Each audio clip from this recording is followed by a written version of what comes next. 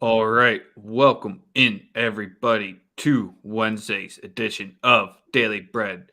Coming at you live right at 11 o'clock on the East Coast. So appreciate all of you tapping in with us day in, day out. If this is your first episode, if you're a reoccurring viewer, we appreciate all of you the same. We're currently live on Twitter at Daily Bread Media. Give us that like and retweet there and follow if you already aren't. We can't feature your comments still. So if you want to be able to screen cap your best bet, you dunking on me or Sosa, whatever the hell you want to do, the show is for you guys. Ask us your questions. Let us know what you're liking. We'll feature it. You already know what it is. And it's all powered by the Wise Guys Diamond Club. Be sure to be tapping in there if you want to get that French Open NHL action, because the Hurricanes lost yesterday, SMH, but the Mavs won. So had a little up and down show yesterday from myself, but Sosa came through with the winners, but the team on his back, except for the Warriors. That was his one spot where he got the L. So Yeah. I think you're 0-3 now. You should And you should you should pull up the text message from there's no text message. before we You did the should. show. You I'm should just trying to. you should pull up the text message and post a text message that I sent you before we did the show yesterday, before you celebrate. Well, are you Say 0-3 it. in the NBA playoff head to head? That's the only question I had. Hey man, you got it. I've been on the losing side a couple of times, but baseball was good yesterday, and we're here. Wild result in that Mets Giants game. What? Oh, 12-12, and then you walk it off? Insanity. Insanity for real. Like, The Dan, Phillies bullpen does it all again. Exactly what you expected after a solid night from Gibson. Don't know what to say there for that one. So I don't that feel kind bad. of sucked. You need to get those division games. You can't let the pen blow it, but that's the Phillies as it is, because I always say you got to get to 6 runs. They only had it to 5 last night, and that's what happens. Yes, sir. Yeah, like I said, we everything came through yesterday. We look to build on that. Obviously, we got an Eastern Conference final game. Let's talk about last night too. About that. Let's get into that game from last night just a little bit. Listen, I think we kind of knew Dallas would get one. They've been just ultra bad as far as like just missing shots, just missing and missing and missing and missing and missing. They finally made their shots last night. Like, there's a bunch of advanced analytic nerds that are in the mentions on Twitter telling me, "Oh man, like metrically they got every shot they wanted, they just missed." Yes, we know, but it's a make or miss league. It's fucking basketball. So they hit 23s last night. It's really what it was. It's as simple as that, where in the first half in game 3, you saw the Mavs hit 11, and I think they only hit 1 3 in the I second don't need half a or 2. protractor. I don't need a protractor to figure this one out, bro. It's pretty simple. They made their fucking shots. Like, And it was what we said yesterday. The entire surrounding cast stood up around Luka for once. You get that the home game, but I think, spoiler alert, we're both going to be on the Warriors probably pretty big in game 5. yeah. Yes, indeed. So, and also, this is my biggest takeaway from last night. Just from like a basketball standpoint, if anybody actually cares about that stuff anymore. When Luka Doncic came out of the game, they played at an accelerated pace. They played much faster. They did not allow Golden State to get into the zone that they wanted to get into, and they sped them up. They sped the pace up and were able to get quality looks at the basket, as opposed to having to shoot, primarily 3-pointers when Luke is the play initiator. That's a fact. That's a fact. So it was, if Luka is the play initiator, you're going to get a bunch of threes everywhere. So, if you make them, you give yourself a chance to win. If you don't, you lose 3 games in a row like you did to start the series. It's not rocket science. Sure, you're talking wild, but we'll definitely get into that game for you, man. But I can't question it, man. You got the read on your team. It's kind of like I had it with Wolves this season in the Premier League. When you know your squad, you know your squad. So shout out to our man, Jared. Indeed. So hit us with that like, hit us with that subscribe, retweet, follow wherever you are. We appreciate it. So we'll talk about the fake Europa finals first. Then we'll go into the MLB. We got a 12:15 pitch, and then we got the Celtics versus the Heat last. So we got a full slate action throughout the day. Hopefully, you guys can sweat some in your cubicles or your makeshift ones at home. If you're on the job site, whatever the hell you do, we got you covered, and best of luck to your plays. But let's get into the Europa Conference League finals between Roma and Feyenoord. We're not really going to go too long on this one because Mourinho's the manager at Roma. Sure, this game could maybe get resolved in extra time. You got the total sitting at under 2.5, and that's solely because Mourinho's the manager. Feyenoord likes to play a little bit more aggressive side, but when Mourinho's 4-4 in Champions League and Europa League titles, he's going to get this one through with a higher quality squad going against the Dutch side. The Dutch side. We're going to play the money line plus 130 to hopefully get that afternoon cash 3 p.m. kick. Yes, sir. All right. MLB, we got games that have 1 o'clock starts. Where's your afternoon action at today if you got any? I wanted to do something on this Rocky game so bad, but the first play I got is in the Dodger game. Where I'm bad. Obviously, they're the best team in baseball. Look great. That is Washington with Fetty on the mound. So I got 3 plays in this one. I got the Dodgers first 5 run line minus 1.5. It is the run line at minus 1.5 is plus 112, and we're gonna go with Mookie Betts and Freddie Freeman to get 2+ total bases. The 1-2 combo? Yes, sir. And I think if you combine them together, if you combine all 3, it's a plus 384. So those are my 3 plays from the game. Two total bases from Freddie Freeman, 2 total bases from Mookie Betts, and the Dodgers first 5 alternate run line at minus 1.5. Yep, everyone's going to be on it. It is what it is. It doesn't matter. You can go team total as well. Really, doesn't matter the way you slice it. It's Fetty against the best lineup in baseball. Best of luck if you're taking the Nats in any capacity today. Then yesterday with the Dodgers, leaned the team total over. You got the run line and all that with ease because 8 innings, 0 runs, and got out of the bases loaded. They did their damage in the bottom of the 9th, but it is what it is at that point. Yes, sir. What do you like, the Brewers or Padres under? We had people, and we had another comment about the Padres a little bit earlier. So let's get into that game. San Diego got shut down last night. Darvish is usually better at home. We know that. I don't know. This is a game I didn't necessarily touch. It could go either way. You could get a duel where Darvish pitches well, Ashby gives you 5, and then the bullpen for Milwaukee we know is one of the best in baseball. But Darvish is so much better at home. I wouldn't be surprised if the Brewers struggled, but then I wouldn't be surprised if the bats get going today for the Padres just because they weren't last night. Yeah, I'm taking the first 5 run line with the Padres. You're at home. I got to back you with that 1.37 ERA and his 3 starts that are 19 2/3 innings, just so much cleaner. And then Aaron Ashby, just someone I'm not going to be buying into, even though it's kind of like a bullpen start because he only gets about 4 innings in each of his road ones there. And overall, 6.51 ERA there. Can't be backing that. Maybe the bats get hot late after you gets pulled, but I got to take the first 5 run line at plus 110 when you give it to me at that price. Yes, sir.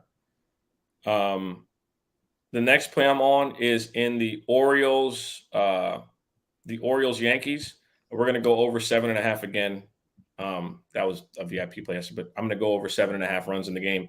I think both lineups get to both pitchers. I'm not a big fan of either pitcher as far as them sustaining any sort of long, stretch of not of not giving up runs today. Sears and Wells are the two starters. And then you look back at last night, we got the over. I think the final score was 7-6 Yankees. Both teams used multiple relievers. The Orioles used 4. I believe the Yankees used 5. So I believe that, it's a day where both teams, they know they have bullpen issues or they don't want they have. I mean, also the Yankees have overused their bullpen to start the season like crazy. But for me, I think both teams get to the starters and we get over 7.5. I think the line should be much lower than that. I think it should be higher than that. I think it should be at least 8.5, maybe 9. Given how both these lineups have actually played, and they've left a ton of people on base. The game was 7-6 last night, but there were hell of runners left on base as well. So, yep, and with Chapman shut down on the IL 15 days, Home has kind of just been the best reliever in baseball so far, to be honest. Even though he's not getting the saves he is now, but to start it off so far, he's one of the names that's been flying under the radar, even though he's been on the Yankees, who they get talked about into oblivion. Once again, you got the Reds listed as favorites yesterday. I mean, they got smacked yesterday. So Hendricks on the road. Only reason why I can see the Reds are laying this big of a number here, Sosa. I know you dabbled in the game yesterday, just a complete stay away, or do we just blindly have to take the Cubs because minus 143 with the 12-30 Reds? We for real here? Yeah, I think this also has a part to do with Hendricks' performance in Cincinnati. I think they've been pretty good against them. For me, if anything, I would look at the first 5 over. I think both teams can score some runs, but it's a stay away for me, especially after getting burnt last night. No, not touching it. Yeah, Hendricks has a 5.24 road ERA. Castillo has a 5.78 home ERA, and Hendricks' lifetime has a 4.32 ERA against Cincinnati. I just don't have his road splits only, but the Cubs, they're riding that 3-game heater.